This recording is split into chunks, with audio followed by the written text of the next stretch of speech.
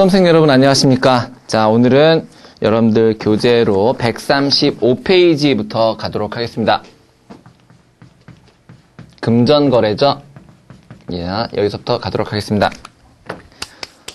자, 금전거래, 금전채권의 종류가 나오는데요. 이거는 좀 알아두셔야 됩니다. 우선 금전채권이라는 게 뭐냐?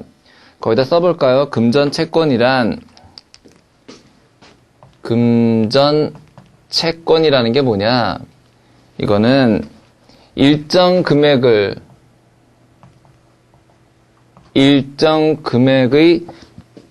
인도를 목적으로 하는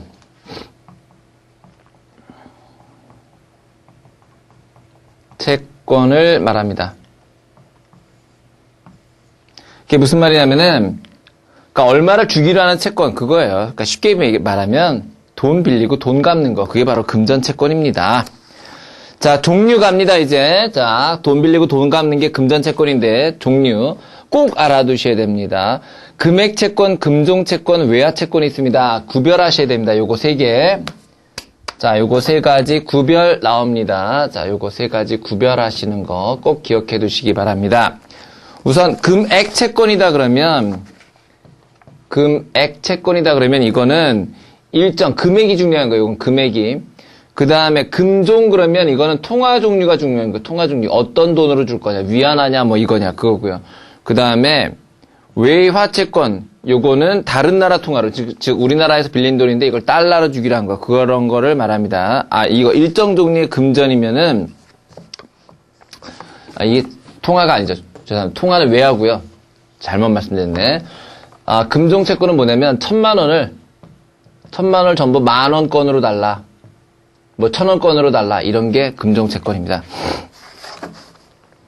됐죠? 그래서 금액채권은 뭘 주든지 간에 그 금액을 주면 되는 거고요. 금종채권은 1,000만 원을 1,000원으로 달라. 1,000만 원을 10,000원으로 달라. 그거고요. 외화채권은 달러로 달라. 됐죠? 예. 오케이. 예. 그렇게 되어 있습니다. 자, 그 다음에 금전채무 불이행에 대한 특징 보겠습니다. 금전채무 불이행의 특징. 원래요, 이제 금전채무 불이행이 아니라 그냥 일반적인 채무 불이행을 한번 볼게요. 자, 채무 불이행이라는 게 있는데, 채무 불이행이라는 것은, 내가 뭘 해주기를 약속한 거를 하지 않았을 때 그게 바로 이제 채무 불이행입니다. 채무 불이행이에요. 그래서 약속을 지키지 않은 게 채무 불이행인데요. 그럴 경우에는 채무 불이행은 손해배상의 요건이 됩니다. 손해배상의 요건이 되고요. 이 요건을 이제 피해자가 그거를 입증해야지 채무 불이행을 손해배상을 받을 수가 있습니다. 그죠? 그래서 요거를 채무자에게 귀책 사유가 있어야 하며 배상액은 통상 손해와 특별 손해 기준에 의해서 정해집니다. 특히 이제 이 피해자가 이제 채권자가 되죠. 원래는 채권자가 그걸 입증해야 됩니다. 그런데 금전채무, 돈을 빌려주고 갚을 때에는 약간의 다른 규정이 있는데요. 그게 바로 이 금전채무 불이행에 관한 특징입니다. 첫 번째, 손해 증명을 할 필요가 없습니다. 자, 이 채무 불이행이 이런 거거든요. 공연을 해주기로 했다가 공연을 하지 않아서 발생한 손해에 대해서 그거를 채권자가 입증을 해서 손해배상을 받아내는 걸 말하는데, 금전채무의 경우에는 그 손해 증명을 할 필요가 없습니다. 그냥 얼마를 주기로 했는데 안 갚았다 그러면 거기에 대한 손해가 딱 나온다는 거죠. 그래서 손해를 증명할 필요가 없습니다. 왜냐하면 금전은 그 속성상 이거는 당연히 금전을 갚지 않은 것은 당연히 손해가 생긴 거로 봅니다. 그러니까 손해 증명할 필요가 없고요.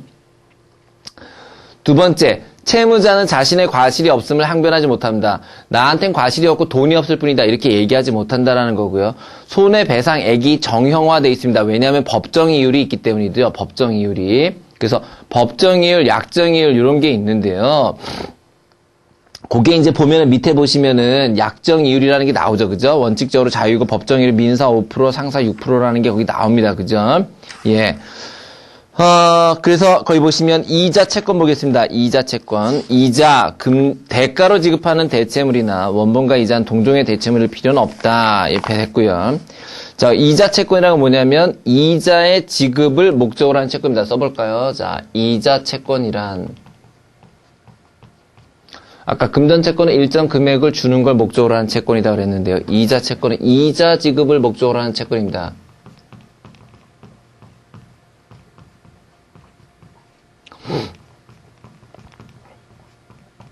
우리가 이거를 바로 이자 채권이라고 합니다. 이와 같은 이자 채권은, 자, 거기 보시면 이율 나와 있죠. 이율. 그리고 그 원본과 이자가 동종의 대체물일 필요는 없다라는 건 뭐냐면요. 내가 빌려줄 때는 현금으로 빌려줬는데 받을 때는 금으로 받거나 뭐 아니면 그 금액에 해당하는 쌀이나 뭐 석유나 이런 걸로 받을 수 있다 이 뜻입니다. 이율, 약정 이율은 자유입니다. 자, 약정 이율은 자유예요. 그래서 그거는 혼동하지 마세요. 약정 이율 자체가 얼마다 이건 필요 없습니다. 지금 현재는 이제 49%를 초과한 지금 현재는 이제 대부업자에게 적용되고 있죠. 대부업자에게 지금은 원칙적으로는 자유고, 그러니까 일반 개인끼리는 이건 철저하게 자유고요. 대부업자의 경우에 정해져 있는데요. 대부업자의 경우 대통령령으로 정한 게 그게 49%입니다. 그게 대부업자의 경우에 적용되는 거예요. 만약에 50%를 받았다 그러면은 49%까지는 유효한 거고요. 나머지 1%를 더 받는 게 그게 무효가 되는 겁니다. 그 다음 법정 이율은 민사 5%, 상사 6% 꼭 외워두시고요. 네. 그 다음에 이자의 지급 시기, 매기 말에 거기에 해당하는 이용대가를 후급하는 것, 그러니까 뒤에 받는 게 원칙입니다. 그죠? 예, 뭐 판례에선 뭐 어쩌고저쩌고 되는다 됐고요. 그 다음에 예금계약 보죠. 자, 예금계약. 예금계약이라는 것은 금융기관에 대하여 금전의 보관을 위탁하여 금융기관이 예입금의 소유권을 취득하고 위탁자가 이를 반환할 것을 약정하는 계약을 말한다 그랬는데, 내가 예금한 게 예금계약이에요. 내가 아무리 계약서를 쓰질 않았더라도 예금 통장을 만들고 거기에다가 예금을 하면, 입금을 하면 그건 벌써 계약이 완성된 겁니다. 그 뜻입니다. 자, 그럼 내가 이렇게 예금 계약을 한 것은 법적으로는 어떠냐, 뭐 이런 것도 남아있는데요. 됐고요. 일단 예금 계약의 성립 요건과 성립 시기 좀 보죠. 자, 예금 계약 체결 시 예금주가 반드시 일정 금액을 금융기관에 인도할 것을 요구하고 있으므로 요물 계약이다. 그죠? 예금 증서나 예금 통장의 작성 교부는 계약의 성립 요건이 아니다라는 거죠. 수금 권한 있는 자에게 예금하에 예금 계약이 성립된다라는 얘기는 그게 아닌 사람에게 주면 안 된다라는 거죠. 그죠? 거기서 요물 계약이냐 낙선 계약이냐라는 건 뭐냐면, 합의만으로 계약이 성립되면 낙선 계약이고요. 어떤 물질이 오고 가야지 되면은 그건 요물 계약인데, 예금 계약이라는 것은 실제로 돈이 가는 게 중요하기 때문에 그건 합의만으로는 안 되고, 그래서 요물 계약이다라는 말을 좀 알아두셔야 되고요. 만약에 은행 창구 이외에 직원이 와가지고, 자, 그럼 제가 돈을 받아가겠습니다라고 얘기했을 때는 바로 이런 문제가 생기는 거죠. 그죠? 그래서, 수금 권한이 있는 자에게 줘야 됩니다. 예, 이거는, 예, 그렇죠. 그 다음에 예금주의 인정, 금융기관으로서는 특별한 사정이 없는 한 실명하기로 한 예금 명의자와 예금 계약을 체결할 의도가 있는 것으로 해석하는 것이고, 은행에 대하여 스스로 대리인 또는 대리인을 통해 예금 계약을 한 자가 예금주라고 해석이 된다. 됐죠? 그 예금 명의인과 출자자가 다른 경우에 이제 이걸 어떻게 볼 것이냐라는 것은 법적인 문제고 판례가 계속 바뀌기 때문에 여러분 그건 이제 시험지에 나올 가능성이 없습니다. 예. 자, 그 다음 예금 채권의 양도 보겠습니다. 예금 채권 줄쳐놓으세요. 지명 채권의 일종이며 양도성이 인정됩니다. 양도성이 인정된다. 요거 알아두시고요. 그 다음 예금 채권의 소멸. 채권의 준 점유자에 대한 변제가 유효하기 위해서는 변제자가 선의이며 무과실이어야 한다. 은행 예금의 변제, 자, 예금 채권도 소멸시효의 대상이 됩니다. 이거 알아두셔야 되는데요. 그 소멸시효 기간은 5년입니다. 상사 소멸시효가 되기 때문에 그게 5년입니다. 됐죠? 예. 그래서 예금 채권도 소멸시효의 대상이 되고 그 기간이 5년이라는 걸 좀 알아두시기 바랍니다. 자, 그 다음에 이제 금융투자 상품으로 가보죠. 금융투자 상품. 자, 주식거래 나옵니다. 주식거래. 자, 주식과 주권, 그걸 보시면, 주식이라는 것은 자본이고, 주권이라는 것은 주식을 유가증권화한 것이다. 그래서 주식과 주권이 똑같지 않죠. 그죠? 예. 자, 그 다음에 종류 한번 가보죠. 액면주, 무액면주 돼 있는데요. 액면주는 금액이 써 있는 거고 한 주당 얼마나 써 있는 거고 무액면주는 그 금액이 없는 걸 말하는데요. 꼭 기억하셔야 될 게 상법에서는 액면 주식만 인정이 됩니다. 무액면 주식은 허용되지 않습니다. 그런데 자본시장법에서는 상법에서는 안 되지만요. 거기다 써놓을까요? 자본시장법에서는요. 자, 요런 걸 좀 알아두셔야 되겠죠? 바뀐 거요. 자, 거기다 좀 써보면요. 요게 상법에서는 무액면주가 안 된단 말이죠. 요거 안 되는데 자본시장법에서는 규정이 좀 다르게 돼 있다라는 거죠.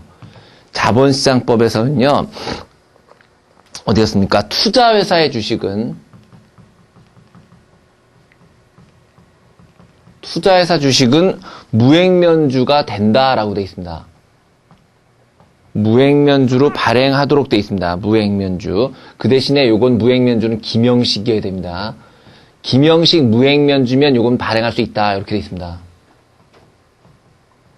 예, 요거 좀 꼭 알아두시기 바랍니다.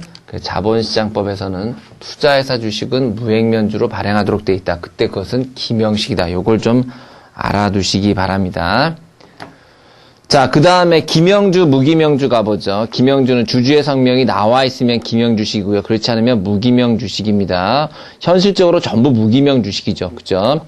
그 다음에 수종의 주식, 재산적 내용에 있어서 내용이 다른 주식을 말하는데, 기준이 되는 게 이제 보통주고요. 그죠? 그 다음에 거기에 대해서 보통주에 비해서 우선적 순위가 인정되는 것을 우선주라고 하죠. 그죠? 네.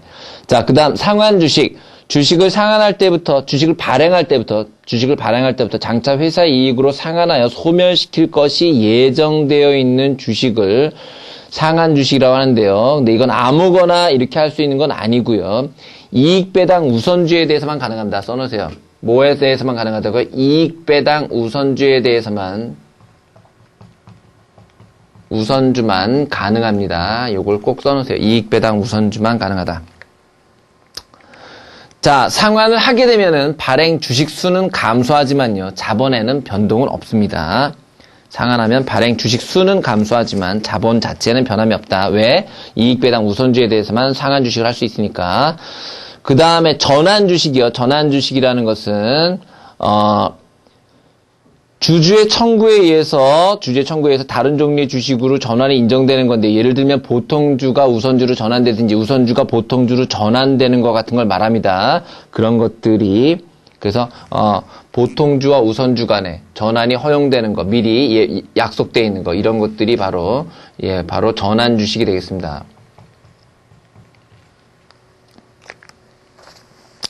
되셨죠? 그 다음에 이때 주주의 전환 청구권은, 이것도 좀 알아둘까요? 이때 전환 청구권은 무슨 권이다? 우리 공부했던 거, 형성권이다. 우리 지난 시간에 공부했었죠? 전환 청구권은 형성권이 된다. 됐죠? 자, 의결권 없는 주식. 자, 의결권 없는 이익배당 우선주에 대해서는 정관으로 최저 배당률을 정하여야 합니다. 정하도록 되어 있습니다. 그죠? 그 다음에 의결권이 없는 주주라 할지라도 정관에 정한 우선적 배당을 받는다는 결의가 있는 총회 종료 시까지는 의결권이 있다고 봐야 된다. 의결권이 부활된다라고 봐야 되겠고요. 그 다음에 상법상 의결권 없는 주식은 4분의 1을 넘지 못하지만 주권상장법인과 코스닥 같은 경우에는, 주권상장법인의 경우에는 발행 주식 총수의 2분의 1까지 가능하다라는 것도 좀 알아두시기 바랍니다. 그건 자본시장법에서 바뀌지 않았습니다. 자, 주식의 유통, 양도에 관한 당사자 합의와 주권의 교부가 있어야 양도할 수 있다. 됐고요. 주식 소각, 분할, 합병. 자, 주식의 소각이라는 게 주식을 소멸시키는 걸 말하죠. 주식을 태워버리는 거예요, 실제로. 근데 그렇다고 무슨 어디 가서 태우는 건 아니고 주식을 없애버리는 걸 말하는데요. 그죠? 자, 요런 경우 어떤 경우가 있냐면, 첫 번째는 자본 감소에 관한 상법 규정에 의해서 하는 경우가 있고요. 그 다음에 정관 규정에 따라 상한 주식을 소각하는 경우가 있지요. 그죠? 그래서 특히 자본 감소에 관한 상법 규정에 의한 경우에는요, 주주보호 절차. 그래서 주주보호 절차가 뭐냐면, 그 주주보호 절차에다 써놓으세요. 주주보호 절차는 주총 특별결의입니다. 주총에서 특별결의가 있어야 됩니다. 주주를 보호하기 위해서. 주식 소각의 경우에 주총 특별 결의를 갖춰야 된다. 그죠? 그런데 이제 요게 일반적인데 다만 주권 상장법인, 자, 상장법인의 경우에는 주식을 소각하기 위해서 주정 특별결의가 아니라 이사회 결의만으로 가능합니다. 요것도 알아두세요. 됐죠? 다시. 자, 주주를 보호할 목적으로 주식을 소각할 경우에는 주청 특별결의 사항이지만, 그러나 다만 주권 상장법인의 경우에는 이사회 결의로 요것이 가능하다라는 것도 좀 알아두시기 바랍니다. 예, 그 다음에 이제 주식 보유자의 법적 지위 가보죠. 주주권. 자, 주주권은 주주는 원래 이제 주식회사 출자자로서 주주권을 갖게 되는데, 그러니까 주주권이라는 건 주주의 권리를 말합니다. 주주의 권리. 그런데 이때 주주권은, 누구나 다 똑같은 게 아니라 보유 주식수에 비례해서 평등합니다. 주식 보유 수에 따라서. 그걸 우리가 주식 평등의 원칙이라고 하는데, 이 주식 평등의 원칙은 보유하고 있는 주식의 수에 비례해서 됩니다. 그죠? 자, 그 다음에 자의권, 거기에는 이제 자의권이 있는데, 첫 번째 자의권으로는 쫙 줄쳐놓고 알아두셔야 돼요. 시험지는 어떻게 나오냐면요. 다음 중 주주권 중에서 자의권에 속하지 않는 것, 공익권에 속하지 않는 것, 이런 것들 나옵니다. 자, 자의권은 이익배당 청구권, 주권 교부 청구권, 그 다음에 그 콤마가 빠졌는데 주식전환 청구권 사이에 콤마 있어야죠. 그 다음에 명의계에서 청구권, 신주 인수권 등. 자, 요런 것들이 있고요. 그 다음에 공익권이라는 것은 의결권, 주주총회 소집 청구권. 그러니까 이게 뭐냐면 자기의 이익을 위한 거냐 아니면 주주들 전체의 이익을 위한 거냐, 회사 전체의 이익을 위한 거냐, 이런 겁니다. 자, 그 다음에 단 한 주만 가져도 권리를 행사할 수 있는 게 단독주주권이고요. 단독주주권. 거기 보면은 단독주주권은 뭐가 단독주주권이냐면요. 자의권이 몽땅 그렇습니다. 자, 단독주주권이라는 거는 단 한 주만 있어도 되는 게 단독주주권인데요. 이 단독주주권은 자의권이 모두 단독주주권입니다. 근데 그에 비해서 일정 수 이상의 주식을 소유해야 되는 걸 우리가 소수주주권이라고 하는데요. 예, 이 소수주주권은 주로 이제 공익권에 해당되는 것들이 거기에 해당됩니다. 그래서 단독주주권과 소수주주권이 있다. 요거 알아두셔야 됩니다. 되셨죠? 자, 그 다음에 의결권 갑니다. 의결권. 주주는 주주총회에서 한 주당 한 개의 의결권을 갖죠. 아까 주주 평등의 원칙에 따라서요. 그죠? 이익배당 청구권. 그 다음에 이익배당 청구권. 이익배당 청구권이라는 것은 매 결산기마다 배당 가능한 이익을 한도로 주청 결의 줄치시고요. 주청 결의에 의해서 배당을 받을 권리가 있습니다. 배당 가능 이익이 없음에도 배당한 경우 주주를 상대로 반환을 청구할 수 있다라는 거 됐습니다. 읽어보시고요. 그 다음에 4번 유상증자 시 신주인수권. 자, 주식회사가 자금 조달을 위하여 유상증자를 하는 경우 주주는 우선적으로 신주를 인수할 권리를 갖습니다. 자, 이때 발행가액은 액면 이상의 시가 발행을 원칙으로 하고요. 그리고 그 옆에다 써놓으세요. 액면 미달 발행은 원래는 안 되지만 예외적으로 허용이 됩니다. 요거는 예외적으로 요건하에서 엄격한 요건하에서 허용은 됩니다. 가능하다. 그러니까 허용된다기보다는 액면 미달 발행도 가능은 하다는 거 알아두십시오. 원칙은 아니지만 가능은 하다. 됐죠? 예. 자, 그 다음에 유상증자의 신주인수권은요, 원래 기존 주주한테 있는 게 원칙입니다. 그런데 기존 주주 말고 예외적으로 주주 아닌 제3자에게도 정관이 규정하고 있다면 줄 수 있습니다. 예. 그 다음에, 배정 기준이 이전이 됐고요. 그거는 됐고요. 그 다음에 주식 매수. 자, 무상증자 시 신주 배정 청구권.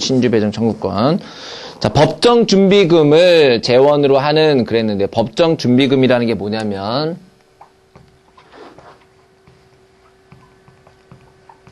법정 준비금이라는 게 뭐냐면, 이익 준비금과 자본 준비금입니다. 자본 준비금, 이익 준비금, 요런 것들이 바로 법정 준비금이 됩니다. 자, 요래서 이걸 가지고 이제 기존 주주는 무상으로 주식을 인수할 수 있는데요. 이거는요, 좀 특징이 있는데, 유상증자에 비한 특징이 있는데요. 그걸 좀 적어볼까요? 이게 유상증자에 대해서 갖는 특징이 있는데요. 그게 뭐냐면, 첫째는 무상이기 때문에, 첫째, 납입 절차가 없습니다. 당연하죠. 납입 절차가 존재하지 않습니다. 왜? 무상이니까. 그죠? 그 다음에, 무상증자의 두 번째 특징은요, 주주만이 신주 인수권을 가질 수 있으니까 제3자 안 됩니다, 이 경우는. 아까는 제3자에 대한 유상증자는 됐지만 무상증자는 제3자에 대한 배정이 아예 불가능하고요. 그죠? 그 다음에 이때 발행가는 액면가로 합니다. 자, 이게 무상증자의 특징입니다. 자, 요거 좀 기억해 두시기 바랍니다.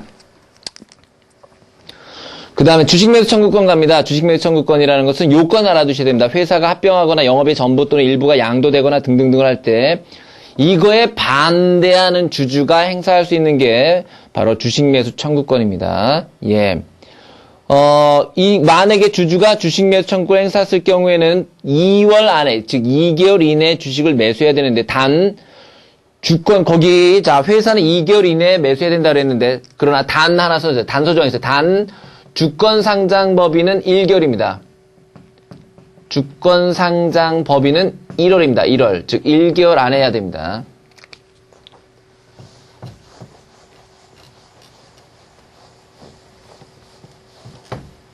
이런 것들 제가 지금 적어드리는 것들 잘 적어 놓으셔야 돼요. 그죠? 아시죠? 자, 그 다음에 주주제한권 갑니다. 주주제한권. 자, 소수주주는 총회의 의제로 삼을 의제에 대해서 제한할 수가 있습니다. 그죠? 예, 그 주주제한권이 있다. 그냥 알아두시면 되는 거고요. 대표소송 제기권. 자, 대표소송 제기권은 회사가 이사에 대한 책임 추궁을 게을리할 할 경우 소수주주가 회사를 위해서 이사의 책임을 추궁하기 위한 대표소송을 제기할 수 있는데요. 자, 요건 당연히 이겼거나 졌을 경우에는 그 비용이, 됐습니다. 그건 됐습니다. 예. 그 다음에 회계장부 열람 청구권. 자, 소수주주는, 이유를 붙인 서명으로 회계 장부와 서류를 열람 등사할 수 있습니다. 청구할 수 있습니다. 주주가 적법하게 청구를 했을 때에는, 회사는 이를 거부할 수 없습니다. 그래서 회계장부 열람 청구권은 회사가 이거를 증명하지 못하면 거부할 수 없습니다. 그 다음에 주주의 관리 보전. 주주명부의 효력. 주주명부에 자신의 이름으로 기재되어야 하고 회사에 대한 자신의 실 됐습니다. 그거는. 자, 그 다음에 주식 또는 신주 인수권을 표시하는 증서로 가보죠. 신주인수권 증서 볼까요? 신주인수권 증서. 신주인수권 증서란 회사가 신주를 발행할 때 주주의 신주인수권을 표시하는, 표창이라는 건 표시한다는 뜻이에요. 유가증권을 말합니다. 이사회의 결정으로 신주인수권을 양도할 수 있을 때 융통성을 강화하기 위하여 발행하는 걸 말합니다. 자, 발행 시기는 당연히 신주 배정일 이유가 되는 거죠. 그 다음 신주인수권 증권. 신주인수권 증권은 분리형의 신주인수권부 사채를 발행할 경우에 신주인수권을 표창하는 유가증권을 말한다라고 그랬는데요. 지금 분리형의 신주인수권부 사채라는 게 뭐냐면, 채권을 제가 이제 신주인수권부 채권을 갖고 있어요. 자, 채권을 갖고 있는데 이거는 뭐냐면, 내가 채권으로 갖고 있다가 이 회사가 신주를 발행할 경우에 채권을 갖고 있는 사람에게도 유상 청약을 할 수 있는, 신주를 청약할 수 있는 권리를 주는 겁니다. 그게 바로 분리형 신주인수권부 사채예요. 근데 그거 말고 아예 내가 갖고 있는 돈을 내가 갖고 있는 채권이 이게 나중에 신주가 발행될 경우에는 내 채권이 신주로 바뀌면 이제 그 신주인수권 증서가 되는 거고, 신주인수권 증권이라는 것은 별도로 분리해가지고 내가 요거를 받을 수 있는 권리를 갖는 거. 그게 신주인수권 증권입니다. 이는 신주인수권을 사채권과 분리하여 별도로 유통시킨 걸 말합니다. 알겠죠? 신주인수권 증서가 단기간에 유통된다면 이거는 이제 신주권 증권은 그거보다는 장기간 유통되는 게 신주인수권 증권, 분리형 신주인수권부 사채에서 사채권과 분리해서 별도로 유통이 가능하다. 난 채권은 채권대로 갖고 있고요. 그 증권은 그러니까 증서라는 거는 내가 단기간에 요거를 받았을 때 요걸 가지고 신주 인수를 할 수 있는, 신주 인수권을 청구할 수 있는 권리를 말하는 거고, 증권 요걸 따로 띄어가지고 요걸 따로 거래할 수 있는 거예요. 요걸 따로. 내가 요것만 갖고 있으면 내가 신주 인수권부 사채를 갖고 있지 않더라도 그 증권만 갖고 있으면 그걸 가지고 내가 신주 인수권을 행사할 수 있도록 할 수 있는데 별도로 띄어서 내가 딴 사람한테 줄 수 있는 거고 신주 인수권 증서는 그게 아닌 걸 말하는 거죠. 그죠? 예, 그래서 되셨죠? 예. 신주 인수권 증서를 발행할 수도 있고 그다음에 신주 인수권 증권을 별도로 만들어서 그걸 별도로 유통시킬 수 있다. 예. 좀 말은 복잡하지만 무슨 뜻인지 아시겠죠? 그죠? 그래서 그 사채를 갖고 있는 사람한테 증서를 주느냐, 아니면 그 채권하고 분리해서 별도의 증권을 만들어서 유통시키느냐. 예, 됐습니다. 회사채 갑시다. 보통 우리가 그냥 사채라고 부르는 게 회사채인데요. 이런 사채는 주식회사가 불특정 다수인으로부터 자금을 조달할 목적으로 집단적 정형적으로 부담하는 액면가로 단위화된 채권이다 그랬는데, 예, 이거 그냥 뭐 회사채가 사채다 알아두시면 되죠. 그죠? 그래서 그 차이가 나와 있는데요. 주식은 주주의 지위를 갖는 거고요. 사채는 제3자에 있는 금전 채권을 갖게 되는 거고요. 출자의 성격은 자기 자본인에 비해서 사채는 타인 자본이고요. 그죠? 그 다음에 납입 방법도 전액 납입, 분할 납입, 상계 납입이 원칙적으로 불가능하지만 사채는 가능하고요. 액면 미달 발행 주식은 원칙적으로 안 되지만 사채 되고요. 그죠? 예. 그런 정도 알아두시면 되겠습니다. 그 다음에 주식과 사채의 공통점 한번 볼게요. 거기다가 자, 공통점을 한번 볼게요. 우리 이제 저기 차이점을 봤는데 거기다 요것도 한번 써볼까요? 주식, 사채의 공통점. 자, 주식과 사채의 공통점. 우선 발행 결정이 둘 다 이사회의 결의입니다. 이 공통점이에요. 첫 번째. 그 다음에 발행 한도 뭐 됐고요. 요거는 됐고요. 그 다음에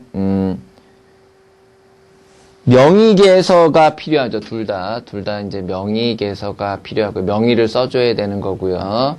그 다음에 최저액면가. 이건 공통점은 아니지만 최저액면가 제도가 있다라는 건 공통점일 텐데 금액은 좀 다르죠. 주식은 100원 이상 균일이고요. 그 다음에 채권은 10,000원 이상 균일입니다. 최저액면가가 있다라는 거는 공통점이지만 금액은 다릅니다. 주식은 100원 이상 균일이고 채권은 10,000원 이상 균일입니다. 되셨죠? 예. 됐습니다. 네. 그 다음에 이제 특수한의 사채 갑시다. 특수한의 사채. 자, 아까 우리가 사채라는 게 회사채라고 했는데 특수한의 사채의 첫 번째 전환사채가 있습니다.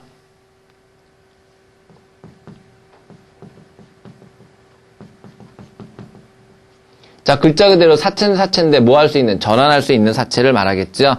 자, 전환사채는 사채 발행회사의 주식으로 전환할 수 있는 권리, 즉 지금은 채권인데 그게 주식으로 바꿀 수 있는 게 그 전환사채입니다. 이사회가 전환사채 발행을 결정한다. 줄쳐놓으시고요. 주주가 각각 소유한 주식수에 비례해서 전환사채를 인수할 수 있는 권리를 갖게 됩니다. 제3자에게 전환사채를 발행할 경우 정관에 근거를 두거나 줄쳐놓으세요. 주청 특별결의사항이고요. 전환 청구할 수 있는 기간 중에는 언제든지 전환 청구를 할 수가 있습니다. 게다가 이 전환 청구권은 그거 빠졌네요. 전환 청구권은 형성권입니다. 전환 청구권은 형성권에 속합니다.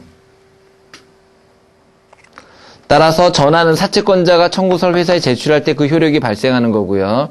전환 청구와 동시에 사채권자는 전환 청구를 하게 되면은 사채권자는 이제 뭐로 바뀝니까? 주주가 됩니다. 그죠? 왜요? 채권 가진 사람이 전환해서 이제 주주가 되는 거잖아요. 됐죠? 두 번째, 신주 인수권부 사채.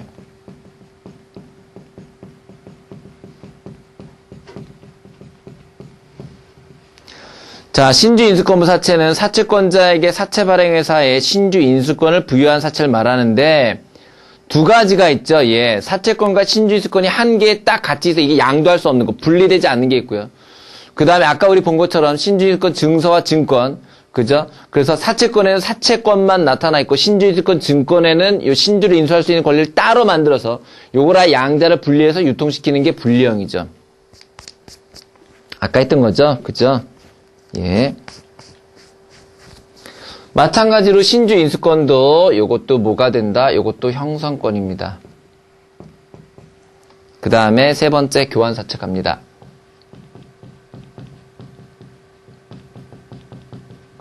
자, 교환사채는 전환사채하고 약간 다른데요. 전환사채는 내가 채권을 갖고 있다가 일정한 기간이 되고 요건이 되면은 이거 내 채권을 주식으로 바꾸는 건데요. 그러니까 만약에 내가 삼성전자에 대한 전환사채를 갖고 있으면 삼성전자 전환사채를 삼성전자에 사가지고 채권으로 보유하다가 일정한 요건이 되고 기간이 되면 내가 이거를 삼성전자 주식으로 바꾸는 거거든요. 근데 교환사채라는 건 좀 틀려요. 내가 삼성전자의 채권을 갖고 있어요. 삼성전자 채권을 갖고 있는데 나중에 뭐로 교환하냐면 삼성전자가 갖고 있는 다른 회사의 주식, 즉 예를 들면 뭐 삼성증권 주식으로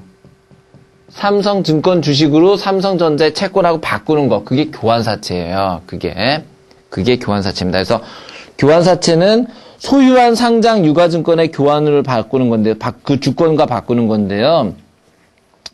요거는 어차피 그 주주의 권리를 하나도 침해하는 게 아니기 때문에 줄쳐놓으세요. 정관이나 주주총회 없이 이사회 결의만으로 발행이 가능한 게 교환사채입니다.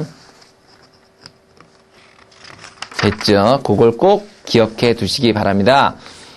그 다음에 이익참가부 사채라는 것은 사채권자가 사채 이율에 의한 확정이자를 받는 외에 이익배당에 참가할 수 있는 거예요. 이익배당에. 자, 이익배당에 참가할 수 있는 사채입니다. 되셨죠? 예. 자, 그 다음에 이제 유동화증권으로 가보도록 하겠습니다. 요거까지는 뭐 이해 다 되셨죠? 예. 자, 여기부터 지우고 유동화증권으로 가겠습니다.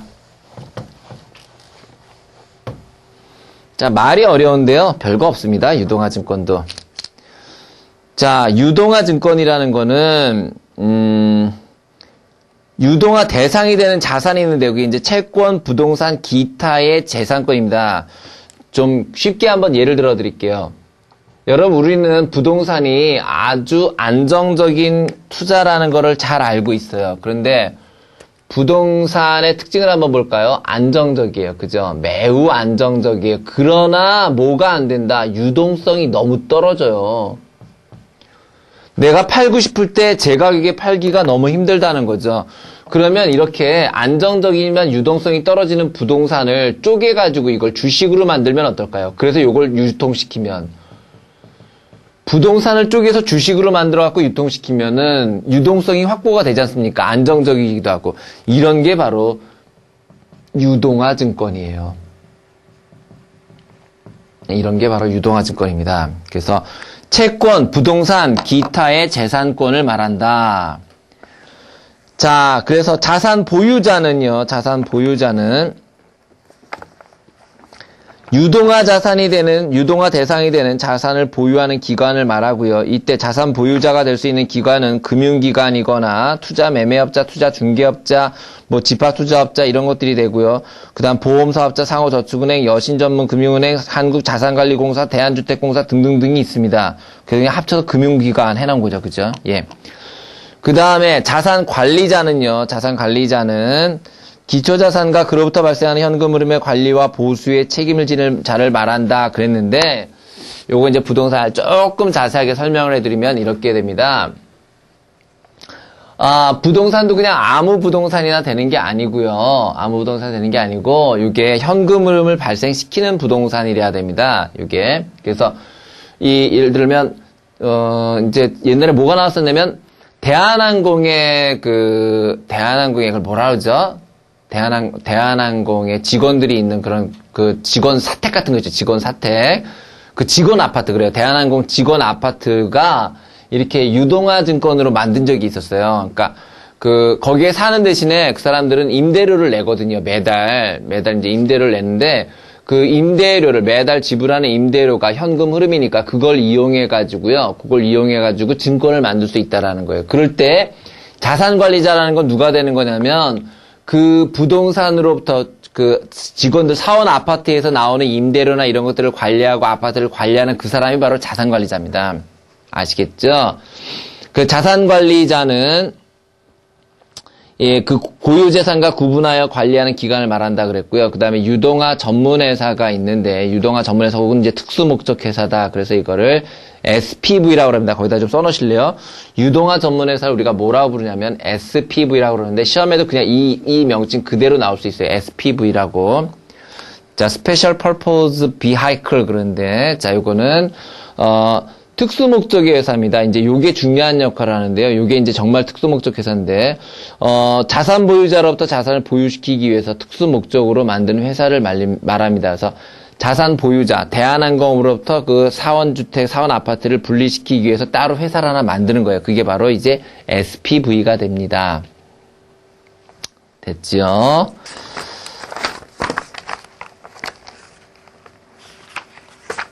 자, 그러면 이제 여기서 뭐가 나오는 거냐면 유동화 증권에서는 이제 자산 보유자, 자산 관리자, 유동화 전문의 특수목적 회사 요런 게 나옵니다. 자, 그다음에 불공정한 거래의 규제로 가보도록 하겠습니다. 자, 불공정한 거래의 규제는 크게 얘기하면 이제 세 가지가 있다는 거죠. 내부자 거래 규제, 그다음에 시세 조정 행위 금지, 그리고 부정 거래 행위 금지, 사기적 거래 금지가 이제 부정적 거래 금지가 되는데요.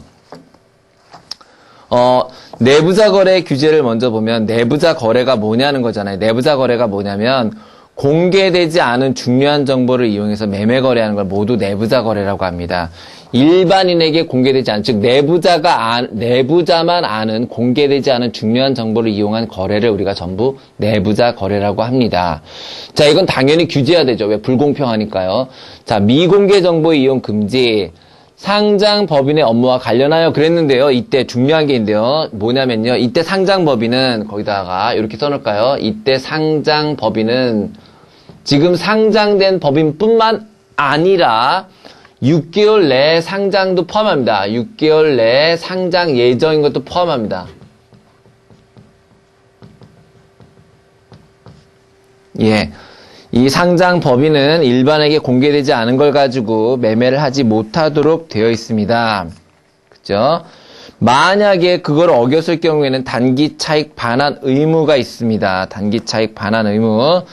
그래서 주권 상장 법인이나 코스닥 상장 법인의 회사 내부자가 금융 상품을 매수한 다음에 6개월 이내에 매도하거나 특정 증권을 매도한 후 6개월 이내 거꾸로 그러니까 매수했다 6개월 안에 팔거나 거꾸로 공매도, 매도한 다음에 사놓으면 이때 얻은 이익을 다시 그 회사에다가 반환할 것을 청구하도록 돼 있는데요. 이때 그 출처는 내부 정보의 이용 여부 불문합니다. 그러니까 네가 정말 중요한 정보를 이용했냐 묻지 않고 그냥 그 직원이 그런 식으로 6개월 이내에 단타 매매를 했다면 그 무조건 다 반환해야 된다는 거예요. 아시겠죠? 자, 그 다음에 시세 조정행위의 금지. 그랬는데, 시세 조정행위의 금지. 이거는 시세를 조작하는 걸 말하죠. 시세를 조작하는 거. 그래서, 이것도 당연히요. 이것도 당연히 시세를 조작했을 경우에는요, 만약에 손해를 입은 사람이 있으면 그 손해배상을 청구할 수 있습니다. 손해배상 청구할 수 있습니다. 그래서 손해배상 책임이 있다라는 걸 좀 알아두셔야 되고요. 그 다음에 부정거래행위 금지. 부정거래행위 금지는 부정한 수단을 쓰거나 계획을 하거나 그걸 기결 사용해서 뭐 나쁜 짓을 했다거나 금융상품을 매매하거나 그 밖의 거래에 유인할 목적으로 거짓 시세를 이용하거나 중요 사항에 대해서 거짓으로 기재를 하거나 표시를 해서 타인에게 오해를 유발시키는 뭐 이런 것들을 만든 모든 것들을 포함합니다. 마찬가지로 이와 같이 부정거래 행위를 해가지고 금융상품을 매매했을 경우에는 손해배상 책임이 있다 아셔야 됩니다. 손해배상 책임이 있다. 자, 되셨죠? 자, 그렇게 해서 지금 여러분의 저랑 같이 한 게 지금,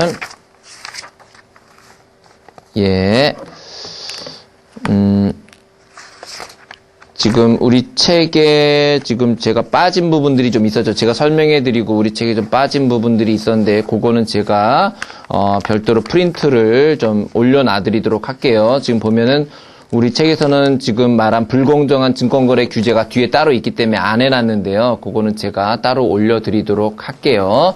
그 다음에 요것도 좀 같이 보도록 하겠습니다. 뭐냐면요, 금융투자거래의 분류인데요. 자, 요거를 제가 요거 이제 올려는 드릴 텐데 여기서 이제 간단하게 좀 설명을 좀 드릴게요.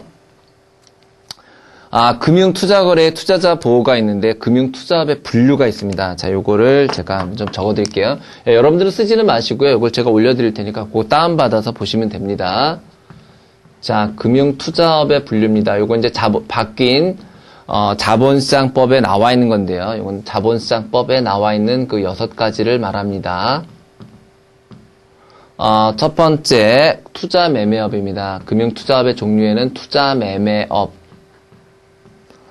그 다음에 투자중개업, 이제 옛날에 증권회사가 했던 거예요. 투자중개업. 그 다음에 집합투자업, 이거 펀드요. 집합투자업. 그 다음에 투자자문업. 그리고 투자일임업. 요건 이제 시험에 나올 수 있으니까 알아두시면 좋지요. 그 다음에 신탁업. 이렇게 6개가 바로 자본시장법에서 정한 금융투자업의 6가지 종류가 되겠습니다. 예. 그 다음에 요게 이제 투자자 보호 부분이 있는데요. 투자자 보호. 요것도 제가 다 올려드렸죠. 그거 보시면 되는데요. 자, 투자자 보호를 위해서 뭐를 해놨냐면요. 전문 투자자와 일반 투자자를 구별했어요. 바뀐 법에서는요.